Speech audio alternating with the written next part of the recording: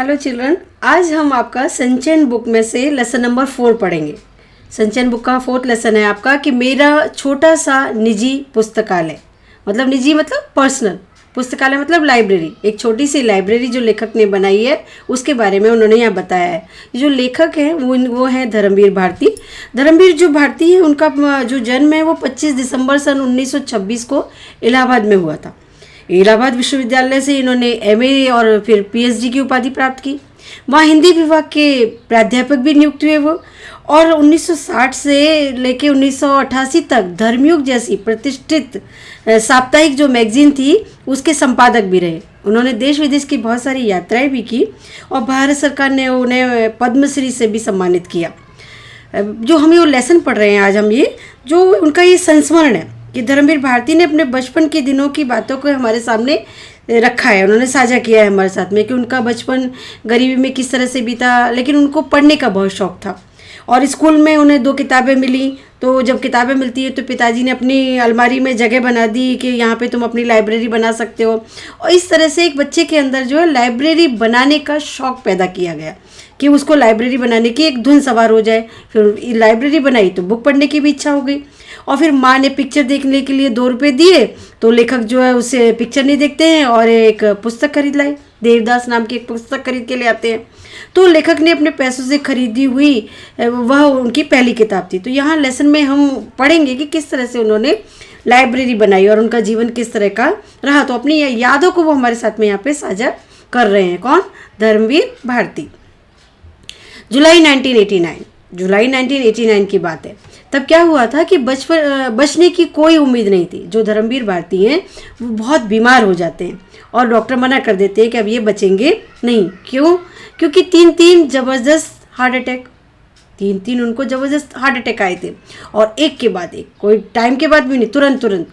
एक तो ऐसा कि नब्ज बंद, जो पल्स है वो बंद हो जाती है, सांस बंद और धड़कन बंद। डॉक्टरों ने घोषित कर दिया कि अब प्राण नहीं रहे, अब ये डेड बॉडी है, अब इनके अंदर प्राण नहीं है। पर डॉक्टर बोर्जेस ने फिर भी हिम्मत नहीं हारी। वो हिम्मत नहीं हारते हैं डॉक्टर। उन्होंने 900 वोल्ट्स के शॉक्स दिए, मतलब इलेक्ट्रिक शॉक दिए जाते हैं उनको। फिर भयानक प्रयोग, लेकिन एक भयानक प्रयोग उनके ऊपर किया गया कि इतने हाई वोल्टेज की उनको लाइट लगाई जा रही, शॉक दिए जा रहे हैं। लेकिन वे बोले, डॉक्टर का कहना था कि यदि ये मृत शरीर है तो दर्द महसूस ही नहीं होगा। अगर ये मर चुके हैं तो फिर डेड बॉडी को थोड़ी दर्द महसूस होता है, तो कोई दर्द महसूस ही नहीं होगा। पर यदि कहीं भी जरा भी एक कण प्राण शेष होंगे, अगर एक थोड़ा सा भी इनके अंदर प्राण, एक कण भी शेष हो गए प्राण, तो हार्ट रिकवरी हो सकती है, रिवाइव हो जाएगा। जो हार्ट है वो रिवाइव हो जाएगा। तो प्राण तो लौट आए शॉक लगाने से। पर इस प्रयोग में 60% हार्ट सदा के लिए नष्ट हो गया, लेकिन 60% जो हार्ट है उनका वो डैमेज हो गया। केवल 40% बचा, 40% हार्ट अब काम कर रहा है उनका। और उसमें भी 3 अवरोध यानी कि उनकी आर्टरीज में ब्लॉकेज 3 जगह पे। और ओपन हार्ट ऑपरेशन तो करना ही होगा। डॉक्टर ये सजेस्ट करते हैं कि इनकी बाईपास सर्जरी करनी पड़ेगी, ओपन हार्ट सर्जरी करनी पड़ेगी। पर सर्जन जो है हिचक रहे हैं, जो ऑपरेशन करने वाले डॉक्टर हैं, थोड़ा उनको हिचकिचाहट हो रही है क्योंकि इनका तो हार्ट सिर्फ 40% तो काम कर रहा है। तो किस तरह से इनका ऑपरेशन किया जाए। केवल 40% हार्ट है, 40% हार्ट काम कर रहा है। ऑपरेशन के बाद न रिवाइव हुआ तो ऐसी सिचुएशन में हम क्या करेंगे। तय हुआ कि अन्य विशेषज्ञों की जो दूसरे एक्सपर्ट हैं उनकी राय ले ली जाए। तब कुछ दिन बाद ऑपरेशन की सोचेंगे, उसके बाद में डिसाइड करेंगे कि इनका ऑपरेशन करना है या नहीं करना है। और तब तक घर जाकर बिना हिले डुले विश्राम करें, मतलब सिर्फ बेड रेस्ट करना है आपको, कोई काम नहीं करना है। ये डॉक्टर की उनको सलाह होती है। ऐसी अर्ध मृत्यु यानी कि आधा मरा हुआ, न जिंदा रहे न मरे, अर्ध मृत्यु की हालत में वापस घर लाया जाता हूँ। उनको घर पे लेके आते हैं। मेरी जिद है कि बेडरूम में नहीं, मुझे अपनी किताबों वाले कमरे में ही रखा जाए। वो अपनी लाइब्रेरी में रहना चाहते हैं बजाय बेडरूम के। वहीं लिटा दिया गया मुझे, वहाँ पे लिटा देते हैं, उनका बिस्तर लगा देते हैं। चलना, बोलना, पढ़ना मना, न पढ़ना है न चलना है न बोलना है, किसी से बात भी नहीं करनी है, बस बुक्स देखते रहो।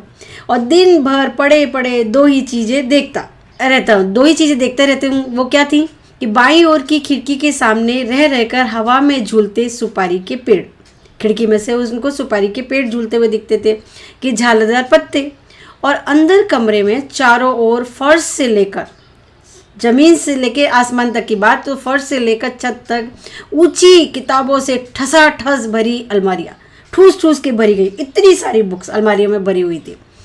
बचपन में परी कथाओं, फेरी टेल्स में जैसे पढ़ते थे कि राजा के प्राण उसके शरीर में नहीं तोते में रहते। ऐसी कहानियां में हमने पढ़ा था ना कि राजा के प्राण तो उस तोते में अटके हुए थे, तोता मर जाएगा तो राजा भी मर जाएगा। तो उस तरह की उनकी हालत थी कि किताबों में उनकी जान फंसी हुई थी।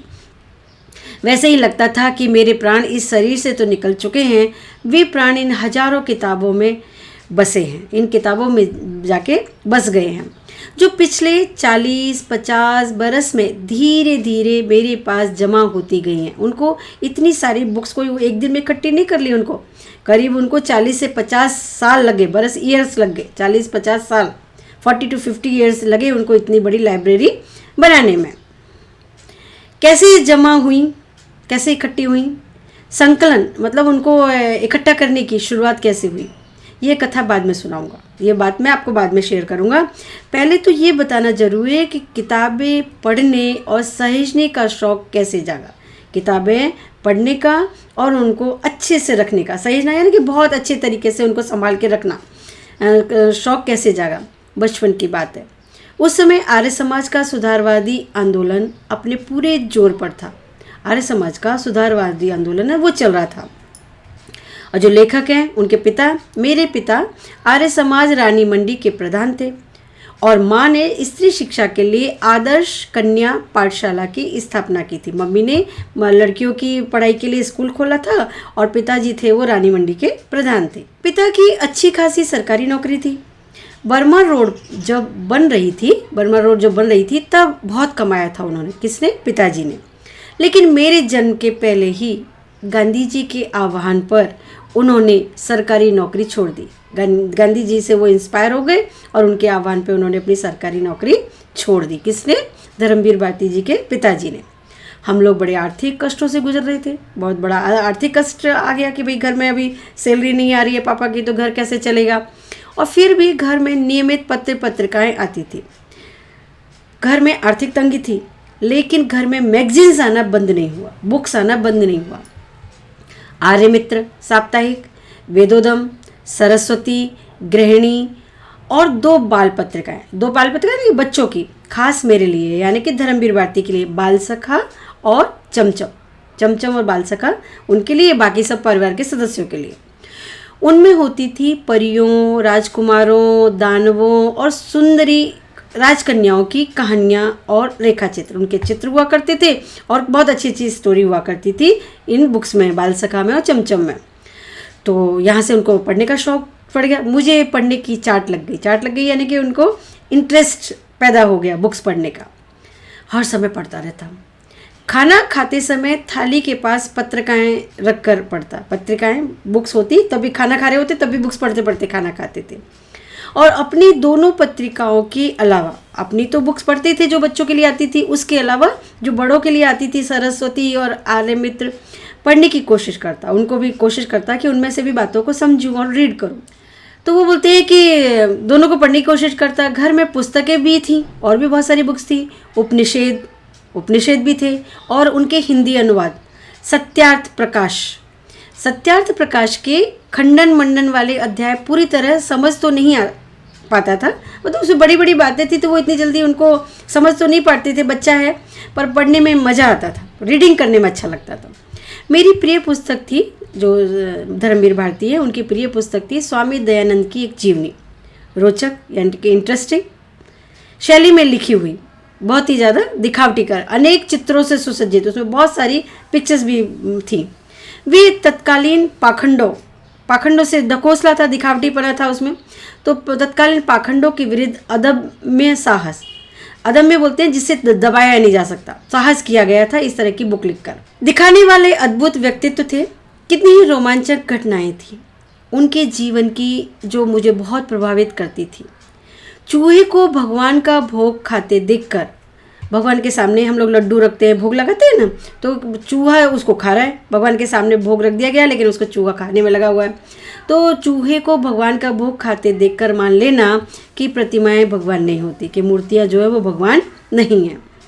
घर छोड़कर भाग जाना, तमाम तीर्थों, जंगलों, गुफाओं, हिम शिखरों यानी कि हिमालय की चोटियों पर साधुओं के बीच घूमना और हर जगह इसकी तलाश करना कि भगवान क्या है, क्या सच में भगवान है दुनिया में, इस बात को ढूंढना, सत्य क्या है भी कि नहीं भगवान। जो भी समाज विरोधी, मनुष्य विरोधी मूल्य हैं, रूढ़ियाँ हैं, परंपराएं हैं, यानी कि उनका खंडन करना, जो पीढ़ियों से बातें चली जा रही हैं उनको न मानना, और अंत में अपने से हारे को क्षमा कर उसे सहारा देना। हमसे हार गया लेकिन फिर भी उसको क्षमा कर देना। ये सब मेरे बाल मन को बहुत रोमांचित करता था, रोमांचित यानी कि एक्साइटेड करता था। जब इस सबसे थक जाता तब फिर बाल सखा और चमचम की पहले पढ़ी हुई कथाएं दोबारा पढ़ता, फिर से पढ़ने लग जाते उन स्टोरियों को जो वो पढ़ चुके होते थे। जो उनकी मम्मी थी, माँ स्कूली पढ़ाई पर जोर देती थी, मैगजीन्स मत पढ़ो, स्कूल की बुक्स पढ़ो, इस बात पे माँ उनको बोला करती थी। चिंतित रहती थी, परेशान रहती थी कि लड़का कक्षा की किताबें नहीं पढ़ता है, बेटा मेरा जो है वो स्कूल की अपने सिलेबस की बुक्स नहीं पढ़ता है, पास कैसे होगा, क्लास में पास कैसे होगा ये। कहीं खुद साधु बनकर घर से भाग गया तो कहीं किसी दिन ये बुक्स वुक्स पढ़ता रहता है और उसका असर इस पे हो गया और ये साधु बन के घर छोड़ के चला गया। तो पिता कहते हैं कि जीवन में यही पढ़ाई काम आएगी। पिताजी का मानना था कि ये जो बुक्स पढ़ रहे हैं, मैगजीन्स में जो अच्छी अच्छी बातें पढ़ रहे हैं, ये इनके जीवन में काम आने वाली है, पढ़ने दो। वो इस बात पे जोर देते थे कि पढ़ रहा है तो पढ़ने दो, कुछ तो पढ़ रहा है। मैं स्कूल नहीं भेजा गया था और शुरू की पढ़ाई के लिए घर पर मास्टर रखे गए थे। जो स्टार्टिंग की पढ़ाई थी वो घर पर ही हुई। पिता नहीं चाहते थे, उनके पिताजी नहीं चाहते थे कि ना समझ उम्र में, यानी कि छोटी उम्र में मैं गलत संगति में पढ़कर गाली गलौज सीखूं, गाली देना सीख जाऊं, बुरे संस्कार ग्रहण करूं, बुरी आदतें सीख जाऊं। अतः मेरा नाम लिखाया गया जब मैं कक्षा 2 तक की पढ़ाई घर पर कर चुका था। जब वो 2nd स्टैंडर्ड तक की पढ़ाई घर पे कर चुके थे तब उनका स्कूल में नाम लिखाया गया। तो 3रे दर्जे में यानी कि 3rd स्टैंडर्ड में मैं भर्ती हुआ, एडमिशन हुआ। उस दिन शाम को पिता उंगली पकड़कर मुझे घुमाने ले गए। जब 3rd स्टैंडर्ड में उनका एडमिशन हुआ उस दिन पापा उनकी उंगली पकड़ते हैं और उनको मार्केट में घुमाने के लिए लेके जाते हैं। तो लोकनाथ की एक दुकान, एक लोकनाथ एक आदमी का नाम है कि एक दुकान है, उस पर ताज़ा अनार का शरबत बिकता है। तो मिट्टी के कुल्हड़ में, पहले प्लास्टिक के गिलास तो थे नहीं, तो मिट्टी के कुल्हड़ में पिलाया और सिर पर हाथ रखकर बोले, पिता उसको अनार का जूस भी पिला रहे हैं और उनसे वादा भी ले रहे हैं। एक बोलते हैं कि वादा करो, तो मुझसे प्रॉमिस करो कि पाठ्यक्रम की यानी कि सिलेबस की, 3rd स्टैंडर्ड की जो तुम्हारी सिलेबस की बुक्स है वो, तो पाठ्यक्रम की किताबें भी इतने ही ध्यान से पढ़ोगे, इतने ही ध्यान के साथ पढ़ोगे। माँ की चिंता मिटाओगे, जो तुम्हारी माँ टेंशन लेती है उस चिंता को तुम दूर करोगे। उनका आशीर्वाद था, पता नहीं उनका आशीर्वाद था या मेरा जी तोड़ परिश्रम, या मैंने जो हार्ड वर्क किया था, बहुत मेहनत की थी, पता नहीं क्या कारण था कि परिश्रम के 3रे यानी कि 3rd और 4थे यानी कि 4th में मेरे अच्छे नंबर आए, मार्क्स अच्छे आते हैं उनके 3rd 4th स्टैंडर्ड में। और 5वें में तो मैं फर्स्ट आया, 5th स्टैंडर्ड में तो वो फर्स्ट आते हैं।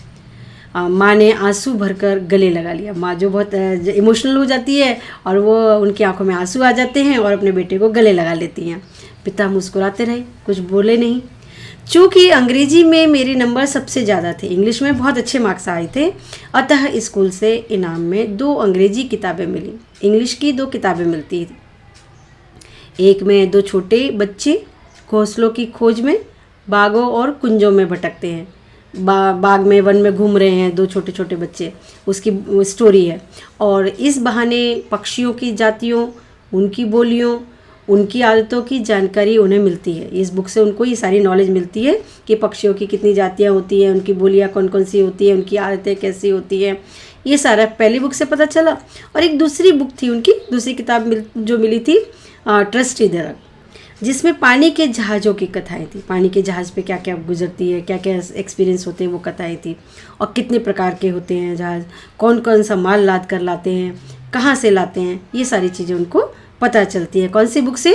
ट्रस्टी दर्रक से। और कहाँ ले जाते हैं? नाविकों की ज़िंदगी कैसी होती है, जो नाविक है वहाँ पे समुद्र में, उनकी ज़िंदगी कैसी होती है, कैसे कैसे द्वीप मिलते हैं, और कहाँ वेल होती है, वेल मछली कहाँ होती है, कहाँ शार्क होती है, ये सारी जानकारी उनको ट्रस्टी दर्रक बुक से मिलती है। इन 2 किताबों ने एक नई दुनिया का द्वार मेरे लिए खोल दिया। ये जो 2 बुक्स मिलती हैं, इनसे उनके लिए एक नया रास्ता खुल जाता है। पक्षियों से भरा आकाश और रहस्यों से भरा समुद्र, एक आसमान और ज़मीन के अंदर समुद्र, पानी की गहराई, उन दो जगहों की उनको जानकारी मिलती है। पिता ने जब उनको जो 2 बुक इस इनाम में मिली, जब उनके इंग्लिश में अच्छे मार्क्स आए थे, तो पिता ने अलमारी के एक खाने से अपनी चीज़ें हटाकर, एक पार्ट जो होता है शेल्फ में से थोड़ा हटा देते हैं और जगह बना दी, और मेरी दोनों किताबें उस खाने में रख कर कहा, उस पोर्शन में रख देते हैं उनकी बुक्स को, और बोलते हैं कि आज से ये खाना तुम्हारी और अपनी किताबों का है, तुम्हारी बुक्स के लिए है ये जगह, और ये तुम्हारी अपनी लाइब्रेरी है, ठीक है, ये तुम्हारी अपनी लाइब्रेरी बन गई। तो यहाँ से आरंभ हुई उस बच्चे की लाइब्रेरी। देखिए माता पिता का कितना बड़ा रोल होता है। पिता ने ज़रा सा इनकरेज किया तो बच्चा कितना लाइब्रेरी बड़ी बना चुका वो, है ना। तो यहाँ पे कहाँ से शुरुआत हुई थी, आप ये लेसन में अच्छे से समझ रहे हो कि यहाँ से आरंभ हुई उस बच्चे की लाइब्रेरी। बच्चा किशोर हुआ, यानी कि थोड़ा बड़ा हुआ, और स्कूल से कॉलेज में पहुँचा, और कॉलेज से यूनिवर्सिटी गया, डॉक्टरेट हासिल की, पीएचडी की ना उन्होंने, तो डॉक्टरेट हासिल की, और यूनिवर्सिटी में अध्यापन किया, और यूनिवर्सिटी में जाके पढ़ाया। अध्यापन छोड़कर फिर उन्होंने पढ़ाना छोड़ दिया, इलाहाबाद से बम्बई आए।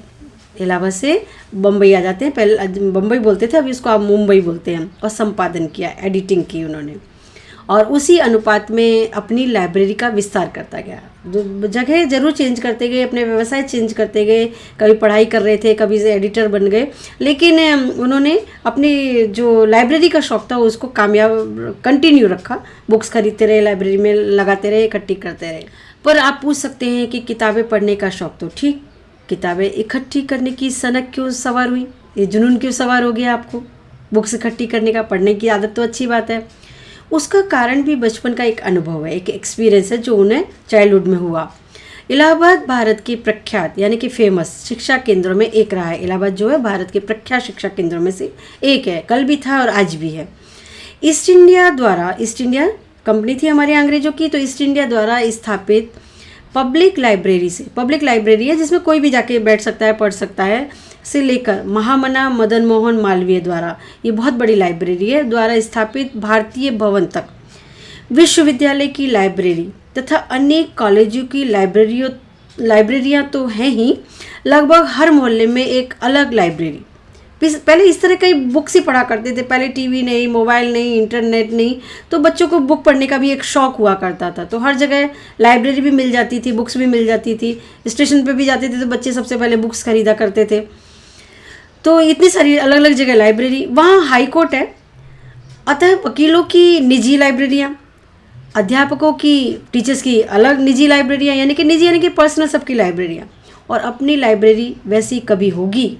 उन सब की लाइब्रेरियाँ देखा करते थे तो कल्पना करते थे कि मेरी भी ऐसी एक लाइब्रेरी होगी।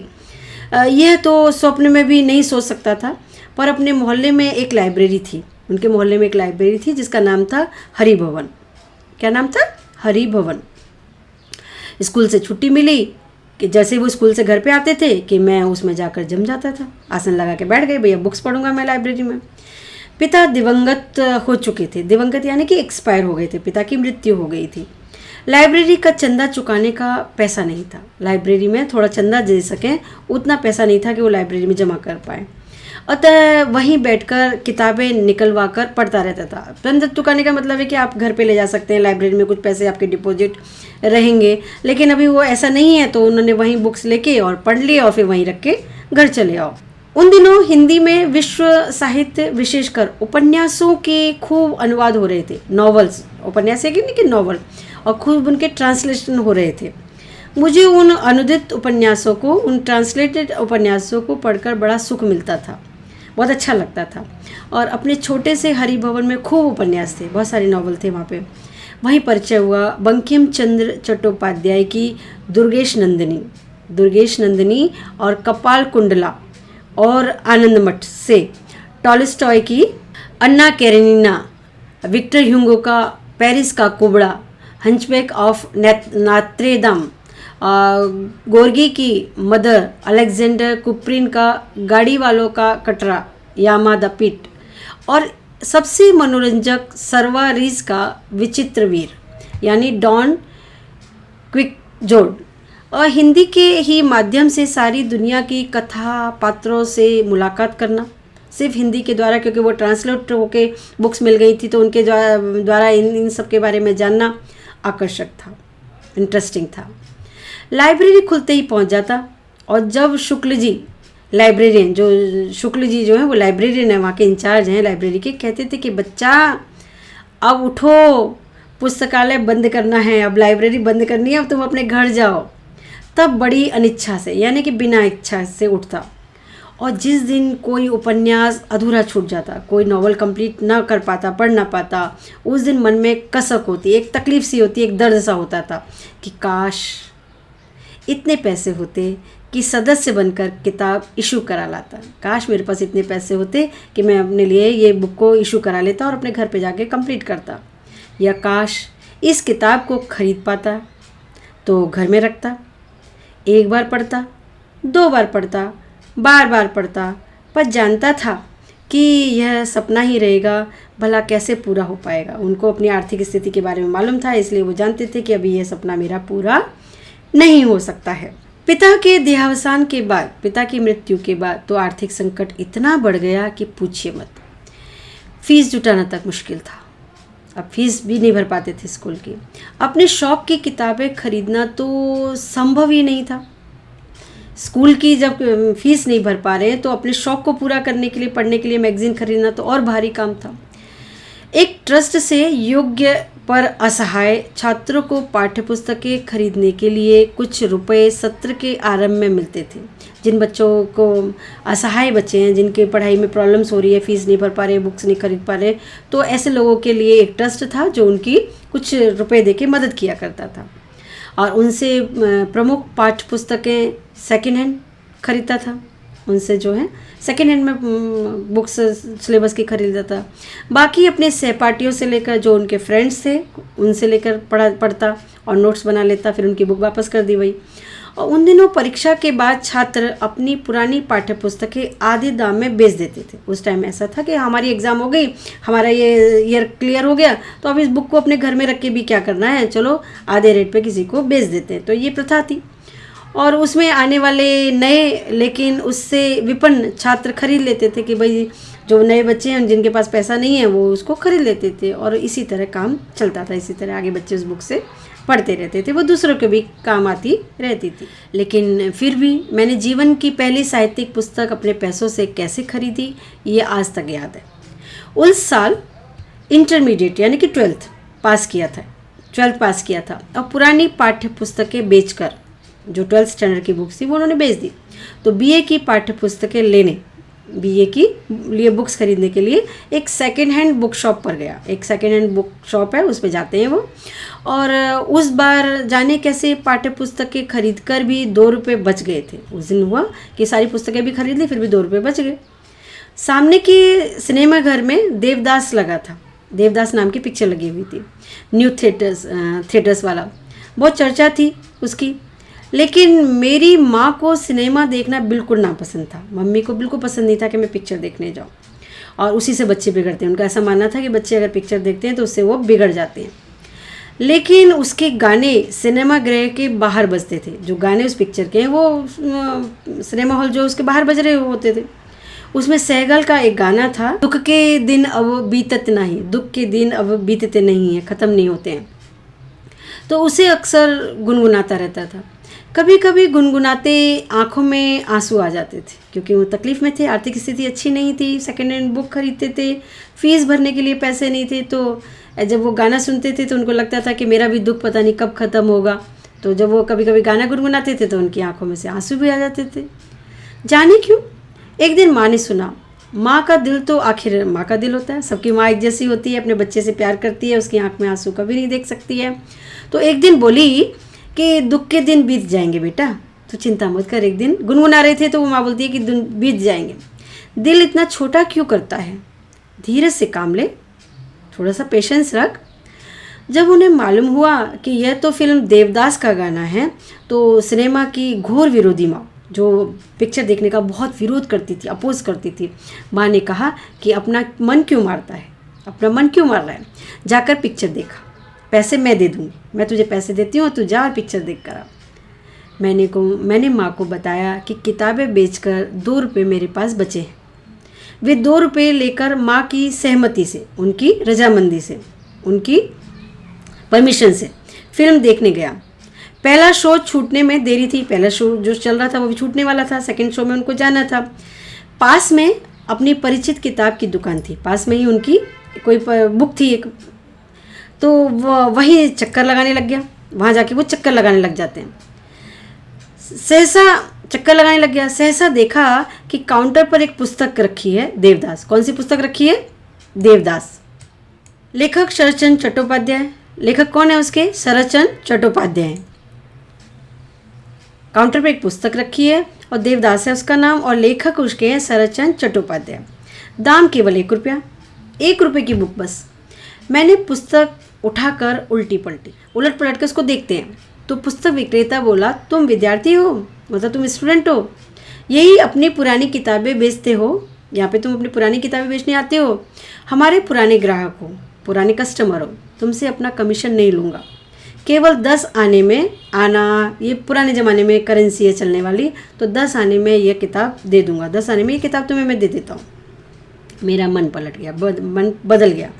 कौन देखे 1.5 रुपये में पिक्चर, 10 आने में देवदास खरीदी, बुक खरीद ली। पिक्चर देखने गए थे, माँ की परमिशन से गए थे, लेकिन पिक्चर नहीं देखते हैं और देवदास बुक खरीद लेते हैं। जल्दी जल्दी घर लौट आया और 2 रुपये में से बचे 1 रुपया 6 आना माँ के हाथ में रख दिए, माँ के हाथ में पैसे लौटा दिए। अरे अरे तू लौट कैसे आया, पिक्चर नहीं देखी? माँ ने पूछा। नहीं माँ, फिल्म नहीं देखी, ये किताब ले आया, देखो। माँ की आंखों में आंसू आ गए। खुशी के थे या दुख के, यह नहीं मालूम। माँ खुश हुई इस बात से कि मैंने पिक्चर नहीं देखी है, मैं बुक ले आया हूँ, या उनको दुख हुआ कि मेरा बच्चा कितना समझदार है। वह मेरे अपने पैसों से खरीदी मेरी अपनी निजी लाइब्रेरी की पहली किताब थी। निजी लाइब्रेरी की उनकी वो पहली किताब थी, उसका नाम क्या था? देवदास। आज जब अपने पुस्तक संकलन पर नज़र डालता हूँ, जिसमें हिंदी अंग्रेजी के उपन्यास, नाटक, कथा संकलन, जीवनियाँ, संस्मरण, इतिहास, कला, पुरातत्व, राजनीति के हजारा पुस्तकें हैं, उसमें बहुत सारी जो है 1000 से भी अधिक पुस्तकें हैं राजनीति से संबंधित, तब कितनी शिद्दत से याद आती है, कितनी प्रबलता से याद आती है अपनी वह पहली पुस्तक की खरीदारी, कि मैंने किस तरह से अपनी पहली पुस्तक खरीदी थी। Rainer Maria Rilke, Stefan Zweig, Maupassant, Chekhov, Tolstoy, Dostoevsky, Mayakovsky, Solzhenitsyn, Stephen Spender, Auden Ezra Pound, Eugene O'Neill, Jean Paul Sartre, Albert Camus, Ionesco के साथ पिकासो, ब्रुगेल, रेम्ब्रा, हेम्बर, हुसैन तथा हिंदी के जो लेखक हैं वो कबीर, तुलसी, सूरदास, रसखान, जायसी, प्रेमचंद, पंत, निराला, महादेवी और जाने कितने लेखकों, चिंतकों की इन कृतियों के बीच अपने को कितना भरा भरा महसूस करता हूँ। इतने सारे वर्ल्ड के जो राइटर हैं उनकी बुक्स, हिंदुस्तान के जो राइटर हैं उनकी बुक्स उनकी लाइब्रेरियों में भरी हुई हैं, तो वो अपने आप को बहुत ही ज़्यादा संपन्न, बहुत गौरवान्वित महसूस कर रहे हैं। मराठी के वरिष्ठ कवि विंदा कारिंदीकर ने कितना सच कहा था उस दिन कि मेरा ऑपरेशन सफल होने के बाद वे देखने आए थे। जब वो उनको देखने के लिए आते हैं तो बोले कि भारती, यानी कि धर्मवीर भारती को वो बुला रहे हैं कि भारती, ये सैकड़ों महापुरुष जो पुस्तक रूप में तुम्हारे चारों ओर विराजमान हैं, तुम्हारे चारों ओर बैठे हुए हैं, सैकड़ों महापुरुष हैं जिनकी पुस्तकों के बीच में तुम बैठे हो, इन्हीं के आशीर्वाद से तुम बचे हो। इन सारे महानुभावों ने, इन सारे महापुरुषों ने तुम्हें आशीर्वाद दिया है अपना, इसी की वजह से तुम्हारी जान बच गई है। इन्होंने तुम्हें पुनर्जीवन दिया है, नया जीवन दिया है। मैंने मन ही मन प्रणाम किया, उन सभी महापुरुषों को प्रणाम करते हैं मन ही मन। और विंदा को, जो उनको देखने आए थे, उनको भी, और इन महापुरुषों को भी, क्योंकि सबकी आशीर्वाद की वजह से ही लेखक जो है उनकी जान बची थी। वरना तो 3-3 अटैक एक साथ आ जाएं और आदमी बच जाए तो ये बहुत बड़ी, पता नहीं कहाँ किसका आशीर्वाद था उनके साथ में कि उनकी जान बच गई थी। तो यहाँ इस लेसन में हम ये समझ पाए हैं कि बच्चों को जो है छोटी उम्र से ही रीडिंग की हैबिट हमें डालनी चाहिए, इनकरेज करना चाहिए, एक लाइब्रेरी बनाने की आदत डालनी चाहिए जिसमें कि वो अपनी पुस्तकें रख सकें और अपने ज्ञान को बढ़ा सकें। होप आप लोगों को ये लेसन अच्छे से समझ में आ गया होगा। Thank you.